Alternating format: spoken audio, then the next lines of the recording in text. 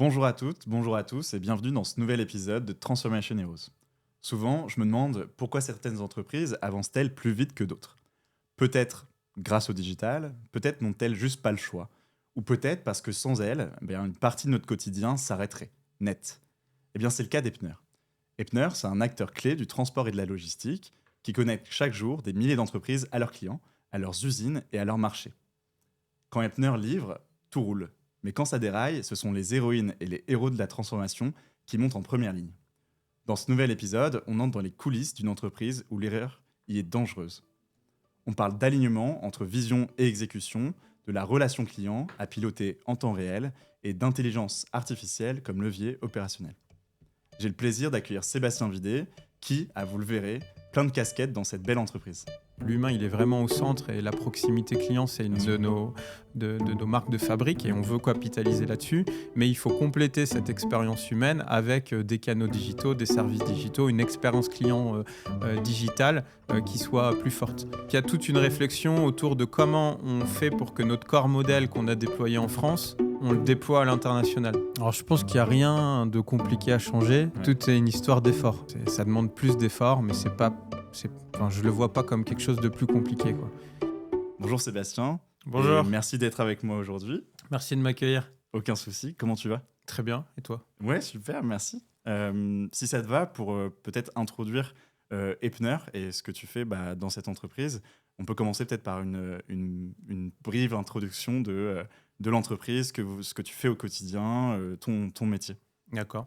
Donc Epner, comme tu l'as dit, c'est une entreprise de transport et logistique. C'est une entreprise à dimension internationale puisqu'on est à la base une entreprise française qui est née il y a 100 ans en Alsace, mais qui s'est depuis beaucoup développée en France, en Allemagne, aux Pays-Bas, en Espagne, en Suisse, au UK, en Hongrie, en Côte d'Ivoire, au Sénégal, j'en oublie pas. Et qui, au-delà de ces frontières que je viens de mentionner, travaille avec un réseau de partenaires partout dans le monde et est capable de transporter des marchandises à peu près sur tous les continents, auprès de tout type de destinataires, que ça soit, comme tu le disais, des entrepôts, des magasins, des entreprises et même des particuliers.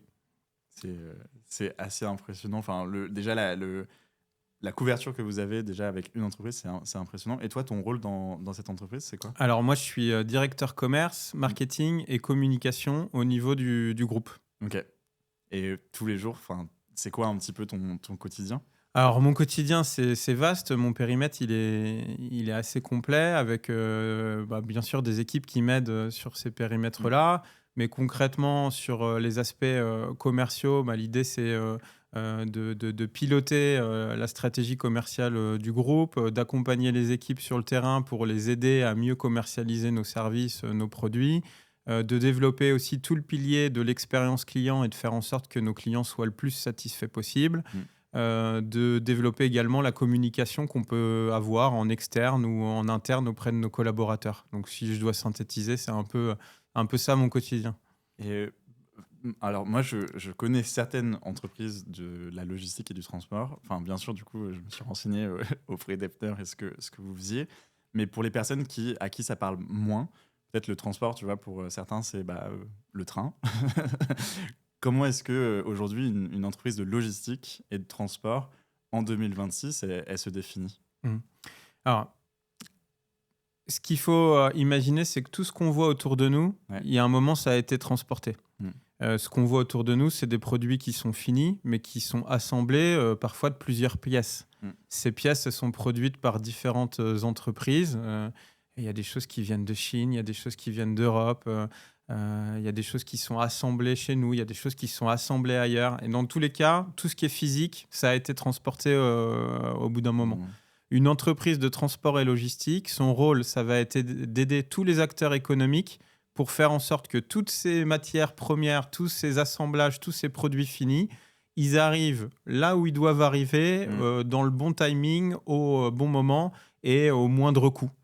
Donc c'est un peu ça l'enjeu d'une entreprise transport logistique.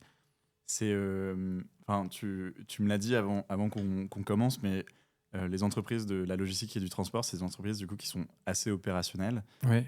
Organiser tout ça, orchestrer tout cet acheminement, c'est de l'opération. Mm. Comment est-ce que aujourd'hui Epner vous travaillez? Est-ce que il y a un focus sur l'optimisation des opérations ou est-ce que ça va un petit peu plus loin, comme on a pu en parler autour de l'expérience client? Qu'est-ce que vous apportez aujourd'hui en plus sur ce plan-là? Alors, nous, on est un acteur, on va dire, traditionnel et on opère avant tout dans la partie B2B. Donc, Ouais. voilà, c'est déjà ça qu'il faut comprendre. Vu qu'on parle de clients et qu'on parle de transport, ce qu'il Mm. faut imaginer aussi, c'est que nous, on est courroie de distribution entre des expéditeurs, donc des clients qui nous payent et qui nous confient de la marchandise, et des destinataires, donc des clients qui reçoivent la marchandise et qui sont la plupart du temps des clients de nos clients. Ok. Donc, quand on parle de clients, en fait, nous, on a deux types de clients. Le client qui paye l'expéditeur, le client qui paye pas, mais qui attend sa marchandise et qui est le destinataire. Nous, notre rôle, c'est de mettre en contact ces personnes-là et de faire Mm. en sorte que ça soit le plus transparent possible pour satisfaire les deux parties.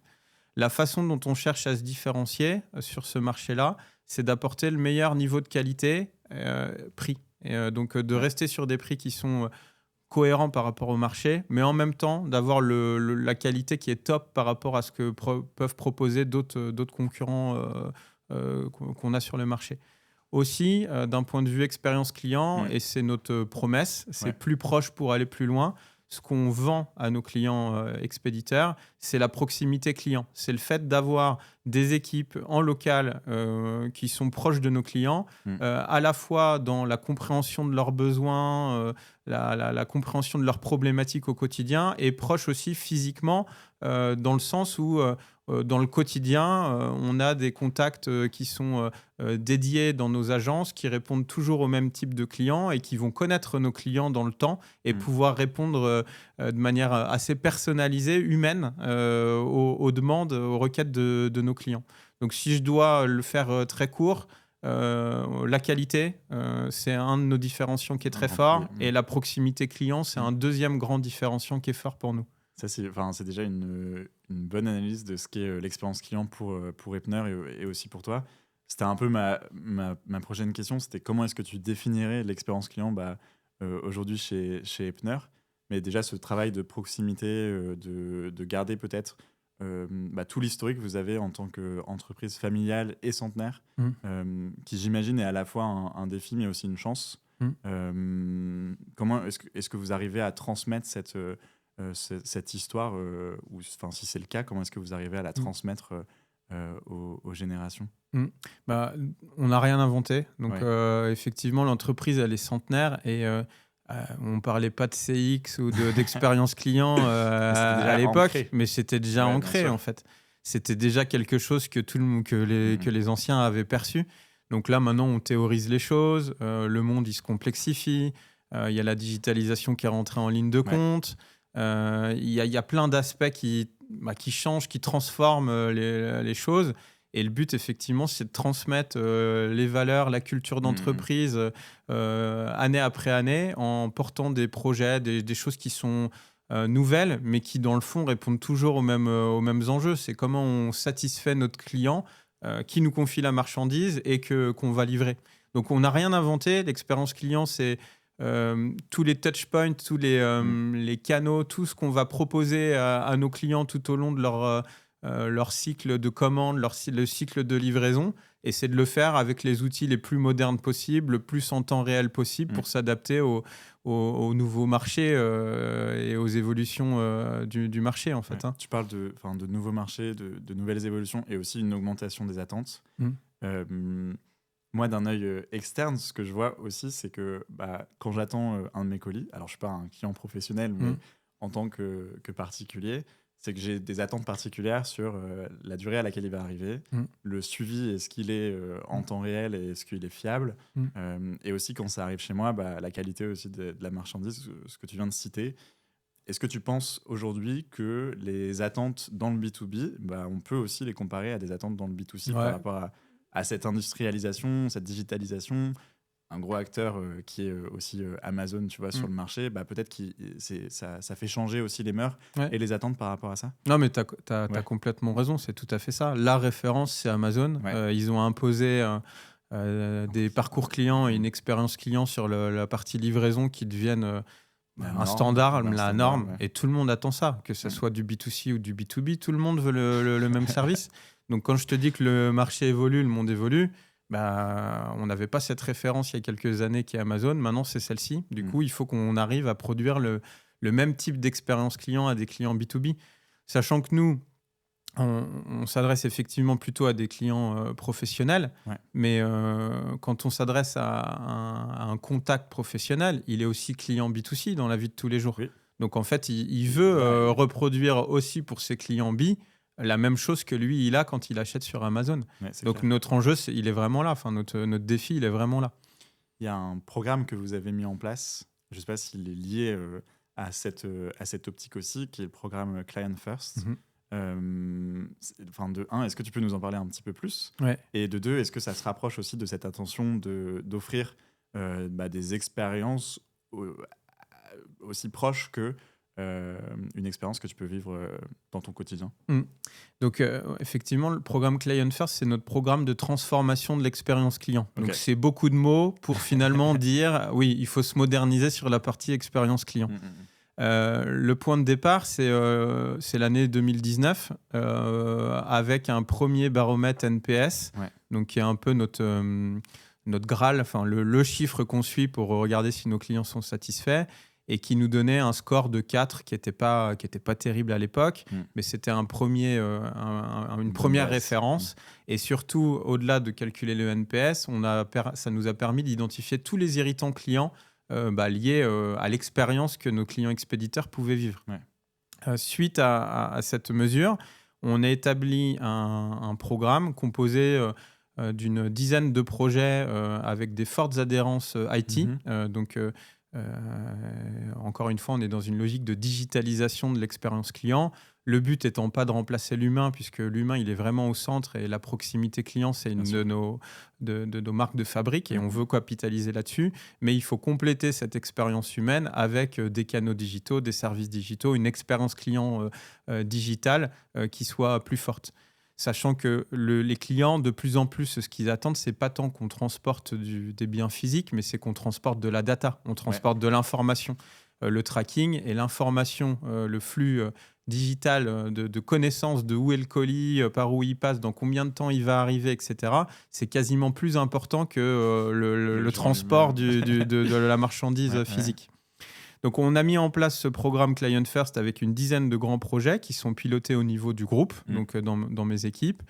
Parmi ces projets, on a justement tous les services digitaux avec un nouveau portail client, une offre d'EDI et d'API qui permettent de partager des données en temps réel de manière plus automatisée, une logique aussi autour de la téléphonie. Enfin, voilà, beaucoup de projets très IT qu'on tend à déployer à l'ensemble du groupe aussi pour avoir une expérience client qui soit homogène pour un client français, un client allemand, un client espagnol, etc.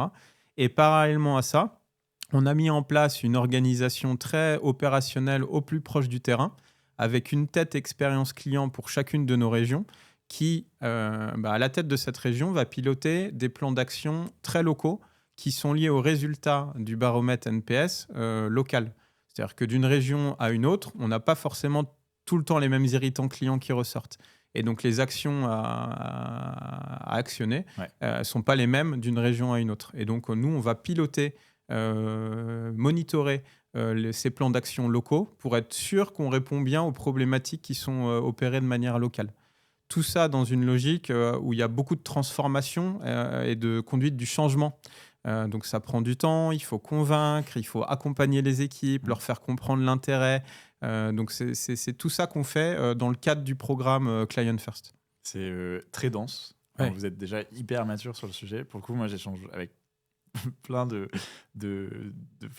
personnes au quotidien dans mon métier. Epner, je pense que vous êtes une des entreprises dans ma vision où vous êtes les plus avancés sur ces sujets-là. En plus d'avoir un scope qui aujourd'hui s'étend à l'international, et vous avez pour ambition aussi d'avoir les mêmes standards de de qualité et d'expérience client pour ces nouveaux pays. Je trouve ça hyper fort. Vous innovez aussi pas mal dans cette partie CX, dans le B2B. Et en 2026, comment est-ce que ça va se traduire? Parce que là, on est au commencement de la nouvelle année. Est-ce que tu as des visions pour cette nouvelle année aussi liées au programme que vous mettez en place? Est-ce qu'il y a des nouveautés qui vont arriver? Ouais, on a pas mal de nouveautés Ouais. qui vont arriver. Je vais illustrer parce que, comme tu as dit, c'est très dense et on ne peut pas rentrer dans la totalité.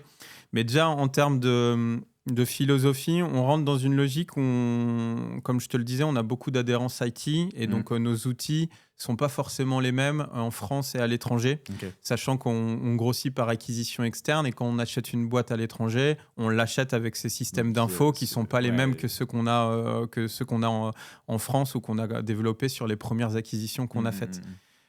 Donc il y a toute une réflexion autour de comment on fait pour que notre corps modèle qu'on a déployé en France, on le déploie à l'international. Donc ça, c'est un de nos premiers gros enjeux qu'on a sur 2026, c'est qu'il y a beaucoup des choses qu'on a faites qui s'appuient sur le SI France et qu'il va falloir qu'on déploie sur nos filiales à l'étranger. L'idée, c'est de prendre cette brique-là, de la brancher sur les systèmes d'info à l'étranger et que ça fonctionne avec la même expérience client que ce qu'on a fait en France. Et dans le même temps, on a pas mal on a des roadmaps sur les différents projets dont je te parlais, qui ont des visions à 2-3 ans. Et on a pas mal de grands changements qui vont arriver, notamment sur notre portail client, où on va intégrer toute la digitalisation de notre process indemnisation. Donc, un des gros points irritants du client, c'est quand un transport se passe pas bien. Donc, quand le transport se passe pas bien, le client, déjà, il n'est pas content parce que le transport s'est pas bien passé. Mais en plus de ça, il nous fait une réclamation, il va demander des réparations financières. Et ce process-là, il faut qu'il se passe bien aussi. Sinon, ça rajoute, c'est le double effet qui se coule et tu mets du mécontentement sur du mécontentement et c'est pas bon. Et en fait, on va digitaliser tout ce parcours pour à la fois en interne qu'on soit plus efficace et qu'on soit plus rapide sur la résolution de ces demandes d'indemnisation et à la fois en externe qu'on puisse afficher le parcours au client et voir où il en est dans son parcours et donc se dire ok, on a bien reçu toutes vos pièces justificatives, prochaine étape, on revient vers vous dans 2 semaines. Ok, hop, dans 2 semaines, clac, ok, on a bien analysé toutes vos pièces, tout est ok, donc on vous remboursera dans 3 semaines, etc. Et donc lui donner la visibilité, de la vraie transparence. Là où aujourd'hui, on est très humain sur ce parcours-là. Donc l'humain, encore une fois, on ne veut pas s'en détacher. C'est une vraie valeur qu'on a. Il faut la garder. Mais quand on est humain, on est moins automatique. Et donc, on donne moins de transparence de manière proactive aux clients. Et donc là, la digitalisation, elle vient trouver tout son intérêt, en fait. Et donc, c'est une des grandes fonctionnalités qu'on va sortir cette année sur notre portail client. Mais on a plein d'autres choses autour de ces parcours. Il y a une question, du coup, qui me vient en tête, c'est comment est-ce que vous, aussi au COMEX et au siège, vous avez ces notions de le parcours indemnisation, il n'est pas bon et les opérationnels, ça les impacte aussi au quotidien parce que les clients ne sont pas contents de comment ça se passe dans ce parcours digital. Comment est-ce que tu arrives à choper l'information et tu te dis ok, pour 2026, on va mettre ça en place. Alors, je t'expliquais, on a un baromètre NPS. Donc, au-delà de calculer le NPS, on va calculer un certain nombre de points sur le parcours client. Donc, en fait, notre questionnaire, c'est une 15aine de questions. C'est assez rapide. On a des très bons taux de participation. D'ailleurs, on arrive à peu près à 20% de taux de participation, ce qui est énorme. Et en fait, chacune de nos questions, elle va considérer des points du parcours client. Et à chaque fois. Voilà. Et en fonction des retours du client, on sait quelles sont les étapes du parcours client qui pêchent. Et systématiquement, dans nos baromètres NPS, l'indemnisation ressort. Et donc, notre collecte d'informations, elle est basée là-dessus. Et suite à ça, on va étudier ce point du parcours. On fait un état des lieux de ce qu'on fait aujourd'hui. On interroge des clients de l'interne sur qu'est-ce qu'on pourrait faire mieux. Et c'est dans ce sens-là qu'on priorise nos actions et qu'on déploie nos actions. Je pense que c'est le bon sens. C'est logique. Non, mais c'est juste assez logique de dire ok, on a un problème, le problème il impacte nos clients, les opérationnels, ils sont impactés aussi par les clients. Comment est-ce que vous faites en sorte au siège de régler ce problème par un moyen ou un autre? Là, il s'avère que ça passe par le digital, aussi l'écoute client active, et j'imagine assez transverse aussi avec les métiers pour lesquels tu travailles. Du coup, ouais, c'est assez intéressant. Est-ce qu'il y a des choses que tu vois aussi sur le terrain qui sont peut-être plus dures à faire changer? Par exemple, j'imagine que l'indemnisation, ça demande un effort assez colossal à faire changer, et c'est pour ça que peut-être pour 2026, c'est déjà un énorme travail. Est-ce qu'il y a d'autres points d'irritation que tu vois sur le terrain, ou des remontées que tu as des clients qui sont ou qui te semblent être assez compliqués à changer? Et ça peut être aussi sur peut-être la culture, tu vois, l'adoption d'un outil digital, l'adoption de le NPS que vous avez mis en place en 2019, du paramètre NPS. Est-ce que tu en as d'autres qui te viennent en tête? Alors, je pense qu'il n'y a rien de compliqué à changer. Ouais. Tout est une histoire d'effort. Tu vois, voilà, ça demande plus d'efforts, mais je le vois pas comme quelque chose de plus compliqué, quoi. Voilà. Un deuxième grand point qu'on a dans notre parcours et qui ressort systématiquement et qu'on aura toujours quasiment, c'est le tracking. Okay. Comme je le disais tout à l'heure, on transporte des marchandises, mais surtout, on apporte de l'information sur le transport qu'on porte. C'est comme quand on prend le train à la SNCF, on ne voit jamais les trains qui arrivent à l'heure. Par contre, quand le train n'arrive pas à l'heure, on n'est pas satisfait. Nous, il faut qu'on arrive à porter de l'information du transport du colis, quand ça va bien sûr, mais surtout quand ça ne va pas bien, et avoir les alternatives ou l'information qui va bien de comment ça va se passer alors que ça ne se passe pas bien. Donc concrètement, le tracking, c'est un sujet, ça sera toujours un sujet. Donc là, cette année, un des grands sujets aussi qu'on a à traiter au-delà de l'indemnisation, c'est la refonte de notre tracking. Sachant qu'il y a plusieurs points pour reprendre ton terme, de complexité autour du tracking.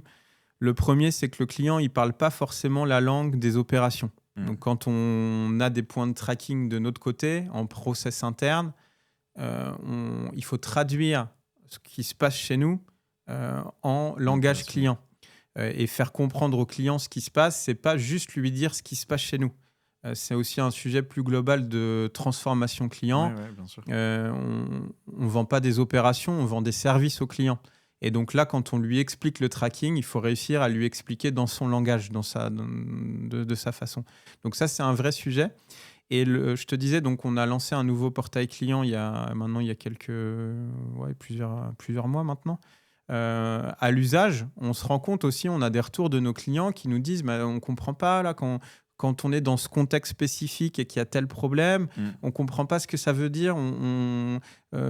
C'est un problème ou c'est pas un problème, mais pourquoi vous dites ça, pourquoi vous dites pas ça, pourquoi là on n'a pas l'information quand ça fait 3 jours que c'est parti. Enfin, on a des cas très très très concrets qui sont pas forcément les cas qui se répètent tout le temps, mais qui sont les cas qui posent problème et qui, par définition, arrivent moins souvent que les cas où il n'y a pas de problème. Et donc, l'idée, c'est de prendre ces sujets-là. Et donc, on a un sujet de refonte du tracking qui arrivera à fin S1 2026, où on va revoir un certain nombre de ces contextes pour mieux expliquer aux clients, à travers les outils digitaux, ce qui se passe sur le cheminement de sa marchandise. Donc ça, c'est un gros sujet aussi.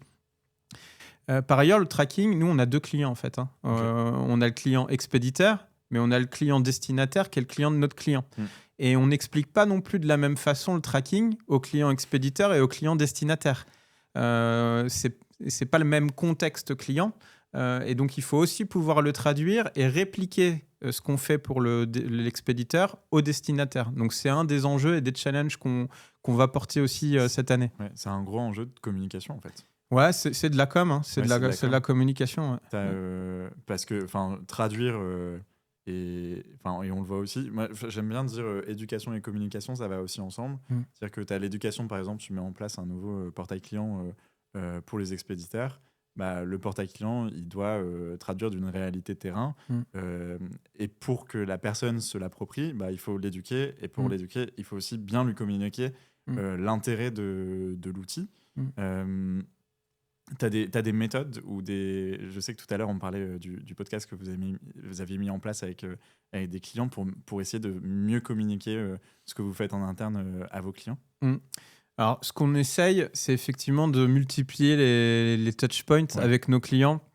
En fait, souvent on dit pour que quelqu'un comprenne bien quelque chose, il faut lui expliquer 4 fois par 4 canaux différents, Ouais. avec 4 messages différents qui bien sûr disent la même chose, mais c'est de la répétition. Donc l'idée, c'est de multiplier les touch points avec les clients, mais aussi en interne, hein, parce que l'appropriation, Oui. encore une fois, nous, on est proche de nos clients. Donc c'est pas moi ou c'est pas mes équipes forcément qui vont expliquer à tous les clients comment ça fonctionne, mais ça va être nos équipes locales qui vont expliquer à leurs propres clients. Donc nous, on a un double enjeu, c'est de faire s'approprier aux internes les messages et de faire s'approprier aux clients ces outils-là.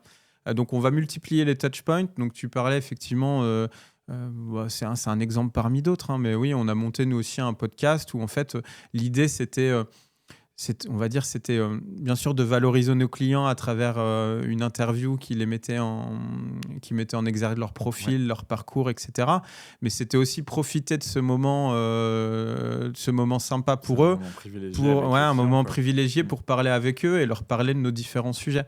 Et donc, ces occasions, ces alibis de contact, bah, on va chercher à les multiplier. Et puis, de multiplier aussi les interlocuteurs à qui on va parler chez nos comptes clients. Ouais. Parce qu'encore une fois, on est dans une logique B2B. Donc, chez un client entreprise, il y a plein de contacts au sein de l'entreprise. Et plus ces différents contacts ils seront en contact avec nous et ils comprendront nos sujets, plus ils en parleront aussi entre eux à l'intérieur de l'entreprise et plus ils comprendront ce qu'on fait et comment fonctionnent nos nouveaux outils ou ce qu'on leur met à disposition. Ouais, tu as un vocabulaire qui va être assez spécifique pour quelqu'un qui va utiliser, qui va être plus opérationnel, puis quelqu'un qui va diriger, Exactement. puis quelqu'un qui va regarder dans l'animation le NPS sur le terrain. Ouais. Mais il faut que tout ça, ça soit raccord. Ouais, tu vois, pour illustrer ça, Ouais. dans notre CRM, par exemple, Ouais. nous, on top les typologies de contacts. Donc, Ok. on a les contacts qui ont une casquette opération, les contacts qui ont une casquette acheteur, Mm. les contacts qui ont une casquette plus finance et les contacts qui ont une casquette indemnisation, qui s'occupent de Ok. ce parcours-là, parce qu'on sait que c'est un parcours qui est important. Et effectivement, en fonction de qui tu es dans l'entreprise, quel est ton objectif à toi au sein de ton entreprise, tu prends pas de la même façon les sujets. Il y a des sujets qui t'intéressent pas, il y a des sujets qui t'intéressent très fortement, tu veux tout connaître dans le détail. Il y a des sujets où il faut t'expliquer dans l'angle de vue financier, d'autres dans l'angle de vue opérationnel, et donc tu n'utilises pas le même langage, la même com pour expliquer. Ouais. Et d'autres où tu vas avoir de l'impact et où tu sais que tu vas avoir de l'impact et d'autres où tu peux peut-être rien y faire, quoi. Tu peux rien y faire, mais dans tous les cas, tu perds jamais à expliquer à quelqu'un, Oui. même si ça ne l'intéresse pas de manière directe. Au moins, il est au courant de ce qui se passe et il a une perception Ouais, du assez fonctionnement, positive du fait qu'on bouge pour le service du client. Il y a un élément qui m'avait interpellé quand on a commencé à échanger avant ce podcast, c'est les différentes casquettes que tu as chez Epner, cette transversalité. Et là, on vient d'en parler un petit peu. Quand tu vas parler à quelqu'un qui est sur le terrain, quand tu vas parler marketing, quand tu vas parler communication et quand tu vas parler sales, j'imagine que tu as une posture qui va être aussi un petit peu différente. Comment et en quoi ça te sert au quotidien d'avoir cette transversalité dans ton métier? Bah, c'est des ponts. Après, mon périmètre, il est assez logique. Dans beaucoup d'entreprises, les sales, le marketing et la communication, ils sont liés. C'est des matières qui sont des fois un peu molles. Tu vois, on parlait d'opération, de production, etc. C'est beaucoup plus, on va dire, soft skills parfois. L'idée, c'est de rationaliser tout ça et de créer des ponts entre ces sujets-là pour répondre à des enjeux qui sont communs à l'entreprise. Donc, les miens, c'est la satisfaction client, c'est le chiffre d'affaires. Donc, c'est des indicateurs un peu macro qui, d'un point de vue stratégie d'entreprise, parlent. Mais quand on fait de la communication, par exemple, on a toujours un objectif derrière. Et ces objectifs, ils vont servir les enjeux commerciaux, les enjeux de développement à l'international, etc., etc. Donc, l'idée, c'est de faire des ponts, c'est de faire des bridges entre ces thématiques-là et que ça soit au service de l'entreprise de manière globale. Mais c'est vraiment interservice. Est-ce que tu as d'autres exemples, peut-être, quand vous déployez Epner dans un nouveau pays? Est-ce que vous prenez... enfin, tu l'as déjà évoqué tout à l'heure, mais tu as la base qui est la base française. Et ensuite, c'est comment est-ce qu'on l'applique peut-être à une culture où l'opérationnel est peut-être un peu différent. J'imagine que c'est pas les mêmes conducteurs ou personnes en agence qui vont être sur place. Comment est-ce que tu adaptes la culture d'une boîte qui a une culture assez forte dans un pays, dans un autre pays en Europe? Alors, Ou on va pas adapter la culture de l'entreprise en tant que telle parce que Ouais. la culture, elle est ce qu'elle est. Mm. Tu vois, Epner, ça a une identité propre. C'est une entreprise transport et logistique qui a 100 ans, qui a des valeurs qui sont connues et reconnues par tous les employés. On a aussi une raison d'être qui a encouragé l'esprit d'entreprise. Et là où en fait l'adaptation elle va se faire, c'est justement sur cet aspect entrepreneurial. Ok. En fait, Epner, c'est un assemblage de patrons locaux. Chaque patron, il va avoir son PNL à piloter, à manager, rentrer dans les guidelines, c'est dans la culture d'entreprise, mais l'animer et l'opérer à sa façon, Ouais, ça va être localement. propre à lui. Donc ça va être beaucoup propre au management, aux managers locaux que l'adaptation va se faire. Mais l'idée, c'est vraiment de rentrer dans une logique groupe et d'exercer, d'opérer en fonction des entrepreneurs locaux qui travaillent pour Epner. Ouais, On a tous le même maillot, mais on joue tous comme dans une équipe de foot. On a les mêmes règles, mais on a des postes différents. Et même si on joue arrière droit, il y a des arrière droits qui montent un peu plus sur l'aile que d'autres. Et donc, on va tous jouer de notre façon. Et ces entrepreneurs locaux, c'est eux qui vont impulser auprès des équipes des adaptations qui peuvent être très liées à la personne du manager ou liées au marché, donc au pays dans lequel on est. C'est une hyper belle synergie. Enfin, la contribution des personnes sur place sur, par exemple, l'impact sur la qualité, ce qui est desservi, sur aussi peut-être l'amélioration de l'offre commerciale, j'imagine. Enfin, tu dois avoir aussi des exemples à donner là-dessus. Alors là, sur l'offre commerciale, c'est beaucoup de l'adaptation au client. Ouais. C'est même pas de l'adaptation, on va dire, au marché. Que quand tu traites avec la France et ensuite que tu vas dans un autre pays, c'est peut-être pas les mêmes... j'en sais rien. C'est peut-être les mêmes attentes ou même d'un point de vue offre.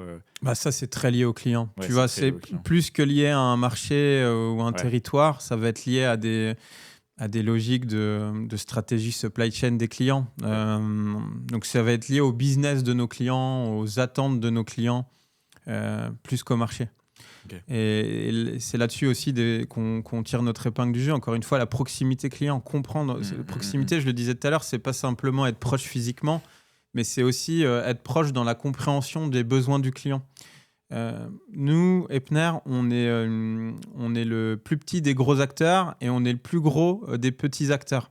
Et ce positionnement, il nous permet de s'adapter, de faire du sur-mesure. Et on n'est pas une grosse machine où il faut rentrer, faut un carré, faut rentrer dans des cases. On sait s'adapter à nos clients et faire des offres qui sont adaptées en fonction de ce que le client nous demande. C'est une super force dans le marché. Ouais. De ce que je comprenais, c'est qu'il y a des géants et Epner, vous êtes, comme tu le disais si bien, c'est le plus petit des grands et le plus grand des petits. Pour toi, qu'est-ce qui fait et qu'est-ce qui fera aussi la différenciation d'un acteur clé du transport et de la logistique, je sais pas, en 2030 par exemple? Alors, il y a plusieurs aspects et d'ailleurs, je pense que tous ces aspects ou presque, ils sont dans notre plan stratégique qu'on déploie en ce moment qui s'appelle BEST 2027. Il y a un premier sujet, c'est la digitalisation. Donc voilà, on en parlait tout à l'heure sur des aspects expérience client, mais la digitalisation, c'est pas que sur l'expérience client. Donc c'est très important. Dans la digitalisation, il y a bien sûr le virage de l'IA. Donc là, nous, on est plus dans une logique où on va développer des use cases IA entre guillemets basiques, donc des sujets d'automatisation, des sujets sur le marketing, sur la com, de rédaction de contenu, de traduction en live, de communication interne, voilà, des choses, je vais dire basiques dans l'IA par rapport à ce qui est capable de faire l'IA. Mais on a aussi dans notre pilier digitalisation un projet qui est en cours de structuration de nos données, parce que pour faire de l'IA, il faut avoir des données propres. Voilà. Donc là, on est vraiment dans ce sujet-là. Et on pourra, une fois qu'on aura toutes ces données propres, déployer des use cases IA dans les années à venir qui couvriront le modèle économique de l'entreprise en tant que tel. Donc on a un premier sujet, c'est la digitalisation, c'est clair. On a un deuxième sujet aussi qui est très important et peut-être plus dans le domaine du transport et de la logistique que dans d'autres secteurs, quoique, c'est tout ce qui est transition énergétique, transition environnementale. Donc, c'est les véhicules. Tu parlais de mode de transport tout à l'heure, c'est faire en sorte qu'on ait une transition des modes qui sont très émetteurs de CO2 à des véhicules qui émettent moins de CO2. Donc, on passe avec des véhicules gaz, biogaz, des véhicules électriques, mais aussi du report modal. Donc, faire en sorte de faire tourner des trains ou faire bouger du fluvial. Ah oui, mais c'est de l'optimisation du transport, ça, ou non? Si. Je sais pas trop à quoi ça correspond. C'est au lieu de faire rouler des camions, avoir des barges fluviales. Forcément, elles vont moins consommer d'énergie, elles vont moins émettre de CO2. Sur le volume que tu peux transporter, c'est le choix du moyen de transport. Voilà, le choix du mode de transport, des modes qui sont différents. Mais au-delà des véhicules, tu as aussi tout ce qui est lié au foncier. Donc nous, on a beaucoup d'agences, on a beaucoup d'entrepôts. Sur ces entrepôts, il faut essayer de diminuer aussi leur consommation énergétique. Donc, on a tout un plan de relamping, donc de revue de tout ce qui permet d'éclairer dans les entrepôts. On a un plan aussi de déploiement de panneaux photovoltaïques. Donc toute une logique foncière également. Et donc, nous, on est convaincus que les acteurs qui ne feront pas ce switch, dans 10 ans, 15 ans, ils seront plus là. Donc là où c'est compliqué, c'est que ça demande de forts investissements, ça coûte de l'argent et personne ne veut payer. Nos clients, ils ne sont pas prêts à payer plus cher parce qu'on a installé des panneaux ou parce qu'on roule avec des véhicules électriques plus que des véhicules au gasoil en fait. Donc il y a quand même un point de complexité sur le modèle économique et comment on arrive à financer en fait notre transition environnementale. Et donc ça, c'est un gros enjeu. C'est des gros enjeux en ce moment. Et je trouve que la partie IA aussi, vous avez fait un choix qui est fort. Et je pense que ça se traduit aussi là dans votre optique de rendre les choses plus un petit gros mot verte, quoi. Autour de ce choix de l'IA, je trouve que c'est déjà hyper impressionnant parce que quand l'IA est arrivée, tu vois, il y a 3-4 ans, tout le monde a dit let's go, on se lance là-dedans, c'est hyper important, il faut qu'on en ait, sinon on va périr. Mais le choix que vous avez fait de dire nous, en fait, notre data, d'abord, on va la structurer, on va en faire quelque chose qui est propre et ensuite on pourra l'utiliser à meilleur escient que si on ne l'avait pas fait. C'est un exemple qui, je pense, est à mettre en valeur et duquel vous pourrez tirer aussi bien plus que si vous l'aviez fait directement. Et là, je prends un exemple, mais plutôt personnel chez Fidière. Il y a aussi cet enjeu de l'IA et ce qu'on peut en faire quand tu traites avec des données clients qui sont aussi personnelles ou des choses qui sont plutôt critiques. Tu as aussi cet enjeu de dire est-ce qu'on sort directement des choses génératives qui vont potentiellement avoir des erreurs dans ce que ça peut générer, des hallucinations, sachant que ça nourrit aussi des plans stratégiques jusqu'à 2027 ou après jusqu'à 2030, c'est peut-être pas le meilleur choix. Et d'abord, il faut poser les choses, il faut aussi prendre l'avis de vos clients sur « Hey, est-ce que ça vous intéresse si on installe des panneaux photovoltaïques ou un nouvel système d'éclairage qui s'adapte en fonction de la journée ou de la luminosité extérieure ?» Je trouve ça hyper inspirant, hyper novateur, et à mon avis ça va vous porter aussi sur les prochaines années. Est-ce que tu as d'autres cas et là je reviens un petit peu à l'intelligence artificielle, est-ce que tu as d'autres domaines où potentiellement ça change aussi la vie, où ça pourrait changer la vie des employés et des personnes opérationnelles? Comme tu dis, on a un peu deux pans sur la partie IA. Il y a les cas d'usage un peu simples, et puis il y a la structuration de la donnée pour passer à l'étape supérieure et faire de la vraie, entre guillemets, de la vraie IA. Là, dans les choses un peu simples qu'on a lancées et qui peuvent changer la vie aussi de nos collaborateurs, on a un chatbot interne. Donc, bon, c'est basique, hein. On a un SharePoint qui nous sert d'intranet. Mais ça te permet de chercher. Voilà, de chercher. trouver, C'est un moteur de recherche un peu intelligent. Qui fait quoi dans l'entreprise, quel est le numéro de téléphone de un tel, quel est notre process pour dans tel cas, etc. Bah, au lieu d'aller fouiner dans tous les documents qui sont en ligne, bah, tu as l'IA qui va, elle, scraper toutes les infos et puis te rendre accessible beaucoup plus rapidement la réponse.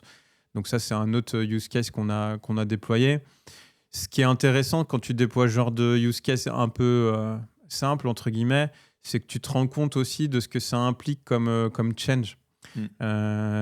Forcément, bon, c'est basique encore une fois, mais tu te rends compte à quel point la récence et la qualité de la donnée, elle est importante. Donc, comme je te le disais, on a un SharePoint qui fait office de base de capitalisation. Quand tu poses la question et que tu as la réponse en 2 secondes, c'est beaucoup plus simple de se rendre compte que tu as des données qui sont périmées, qui n'ont pas été mises à jour, etc. Et tu te dis, mais comment ça se fait pourquoi la personne qui est en charge de ce type de données, elle n'a pas mis à jour le document, etc. Et c'est là où tu te rends compte, encore une fois, dans cette logique un peu de structuration de données, que bah oui, tu as besoin de mettre en place des consignes, des process autour de la data, de façon à ce que l'IA, elle apporte sa valeur.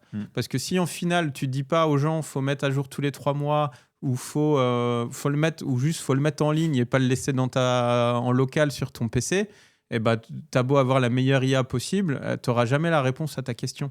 Donc ça permet aussi d'intégrer ce sujet d'importance de la qualité de données. Ça permet aussi de repérer que tu as des gens qui sont plus early adopters que d'autres au sein de l'entreprise et qui sont qui vont y aller direct, et d'autres qui vont pas, qui comprennent pas, qui ont un peu plus de mal, et tu te rends compte un peu du change et du temps que ça met avant d'être approprié. Donc même si ça reste des cas d'usage un peu basiques, ça quand même ça permet d'apprendre pour quand on déploiera des cas d'usage qui seront bien plus impactants pour le modèle économique de l'entreprise. Non, c'est clair. Je voulais te parler aussi d'adoption parce que j'imagine que c'est aussi un challenge peut-être quand tu déploies à l'ensemble des collaborateurs un chatbot qui est accessible en interne. C'est comment est-ce que les gens vont l'utiliser. Est-ce que tu as des dérives potentiellement de son utilisation et pour le coup, comment est-ce qu'on les réduit. T'en as vu ça, des challenges comme ça? Ouais, tu les as. Après, sur cet exemple du chatbot, c'est un service qu'on rend aux collaborateurs. On n'avait pas tant un enjeu. Et on a choisi aussi ce use case interne plutôt qu'un use case client pour ne pas se mettre en difficulté alors qu'on est dans une phase d'apprentissage. On se doutait bien à l'avance qu'on aurait des questions pour jouer, quoi. Donc, on en a. Je pense qu'on en aura. Encore une fois, c'est des outils qui sont nouveaux. Donc, on teste. Tout le monde teste. Je pense que quand il y aura une maturité plus forte, on aura passé un peu cette étape de test et de jouer avec l'outil. Là, on le voit sur X en ce moment. Là, il y a un jeu avec Grok de mettre tout le monde en bikini, etc. Tu vois, je me dis que dans 5 ans, une fois que tout le monde aura compris que tu peux faire ça, ça sera plus rigolo de le faire. Donc, plus personne ne le fera. C'est là où aussi... je pense que le fait de se poser, de structurer les choses et puis d'attendre un peu un effet de maturité avant de rentrer dans le dur, ça nous fait finalement gagner du temps peut-être à terme plutôt que se lancer bille en tête sur développer des trucs qui ne sont pas très maîtrisés ou t'as pas encore de maturité des utilisateurs autour de ça. Donc, Non, mais tu as raison. C'est vrai que l'exemple de Grok et de X, c'est une déviance, tu vois, d'une utilisation d'un modèle. Et si on ne fait pas attention à ces déviances, ça a de l'impact en fait sur les gens. Et cet impact, il faut le réduire au maximum pour que ce soit une IA qui soit plutôt opérationnelle que personnelle, on va dire. Et ça, tu le fais, bien sûr, tu as raison, avec du temps, avec aussi de la connaissance, je pense, et du retour d'expérience, ce qui est le plus important. J'avais noté 5 points entre IA, durabilité, qualité service, couverture réseau et capacité IMO. Je ne sais pas si tu les as tous en tête. Est-ce que tu en as un où tu te dirais, OK, ça, c'est plutôt très important sur les méga tendances dans le transport et la logistique? La qualité de service. La qualité de service. Je te le disais en amont, un de nos critères différenciants sur le marché, c'est d'offrir une bonne qualité. C'est la base. Enfin, notre client, quand il nous demande de livrer quelque chose, il veut que ça soit livré. Enfin, je reprends l'exemple du train. C'est comme toi, quand tu prends le train, tu as envie que le train il arrive à l'heure. Donc, le plus il arrivera à l'heure, le plus tu seras satisfait, le plus tu rachèteras ton billet de train à la même compagnie. C'est ça la valeur qu'on apporte à nos clients, c'est qu'il y ait le moins de problèmes possible. Et quand il y a des problèmes, que ça se résolve, qu'on transforme le problème en solution. Ouais.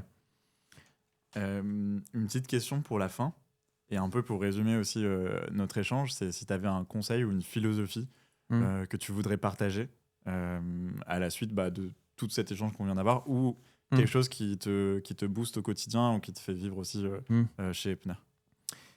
C'est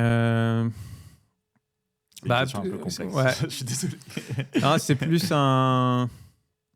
Moi, j'ai pas encore 60 ans, etc. Mais c'est plus quelque chose que je me suis approprié à travers le temps dans ma carrière, on va dire, et qui est valable pour tous les compartiments de vie, je trouve. Je fais pas mal de sport et ça marche aussi pour le sport. C'est que tu as toujours au départ une motivation, mais cette motivation, elle est dure à conserver dans le temps. Et en fait, ce qui fait tenir dans le temps, encore plus que la motivation, c'est la rigueur.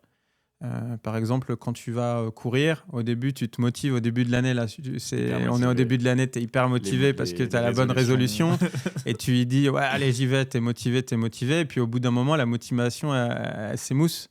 Et si tu ne te mets pas dans une logique rigueur, c'est-à-dire je dois y aller, je dois faire ça et réussir à tenir cette rigueur de travail, tu peux être sûr que tu n'arriveras à rien en fait. Et quand tu regardes je sais pas, les grands champions, les grands artistes, les grands professionnels, etc., ce qui fait la différence, je trouve, c'est la rigueur. C'est le fait d'arriver à se mettre dans un mode warrior et se mettre ok, j'ai pas forcément envie aujourd'hui, mais j'y vais quand même. C'est vraiment ça. Donc motivation vs rigueur. Si j'ai un conseil, c'est ça. C'est d'essayer de conserver la motivation, mais par défaut, d'avoir toujours la rigueur. Super. Merci beaucoup, Sébastien. Merci. C'était un plaisir de t'avoir. Et puis, on a parlé de plein de choses. Et puis, je te souhaite une bonne continuation, en tout cas. À toi également, merci. Merci. Merci de nous avoir écoutés. Si vous avez apprécié cet épisode, n'hésitez pas à laisser un commentaire, à nous noter sur les plateformes ou à en parler autour de vous. À bientôt.